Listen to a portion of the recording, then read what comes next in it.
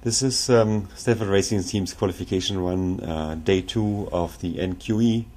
We managed to get a very early time slot. We're actually the second car running it all on this NQE course. Before us was a team that did a nearly perfect finish, but touched one or two obstacles. And here goes Stanley.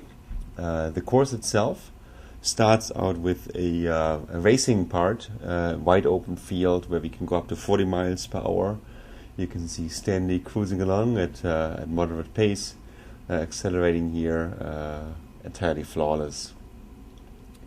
We find out in the evening that our run was really the perfect run of the day. We are, I believe, the only team that never touched any obstacles and made no mistake along the course. We also have a finishing time that is actually faster than the best possible finishing time proclaimed by DARPA. DARPA said the course cannot be finished under 11 minutes and 10 seconds. We are about 40 seconds faster than that, which is quite substantial.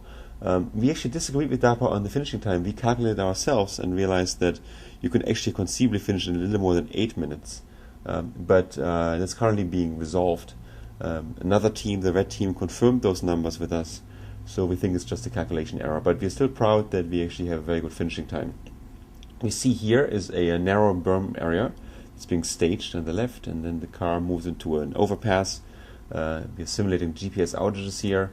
The pass itself is relatively narrow. I bet it emulates probably an obstacle along the real course. Stanley just drives through it as if there's nothing around it. It's really a piece of cake. Coming out and now has to swerve for an obstacle, a stack of tires, which Stanley masters just with perfection. We're particularly proud that the software we're running here is identical to the race software. We didn't change anything. There's opportunities to adapt the code to the NQE. Knowing where the obstacles are certainly helps. Knowing where the fast speed zones are helps. We resisted the temptation and risking to run slower than we would run if we optimized our system for the specific NQE just out of pride. This is the final finishing course after the vehicle went through some simulated switchbacks and some very narrow mountain passes. We are now encountering two vehicles. Stanley doesn't see very far, so it actually reacts relatively late to the cars, but it does react and it doesn't touch them. Here we see the first car swerves around it. Then it kind of goes back to the road center slowly, so the second car becomes an obstacle again. The spacing of the cars is about 50 meters, so it's quite substantial. It's nice, and they're far apart. And now it encounters the final obstacle, the fake tank trap, which quite a few teams during the day ran over. It became smaller and smaller. Pieces broke off during the day. We are still early in the morning. We get the authentic tank trap, which is in many ways the hardest to detect because it was the tallest. So here we go. The tank trap is coming up at the left, and things are just fine. We are happy. We had a good day. I think this is the beginning of the NQE, not the end.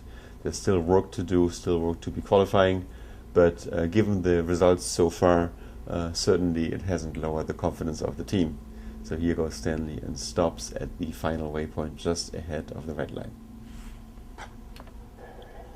Awesome, that was great. Time to celebrate. You know, Stanley just did a great run. It didn't hit anything that we saw. Yeah. 10.5 minutes. I think he did great. Yeah, it was awesome. Everything went well.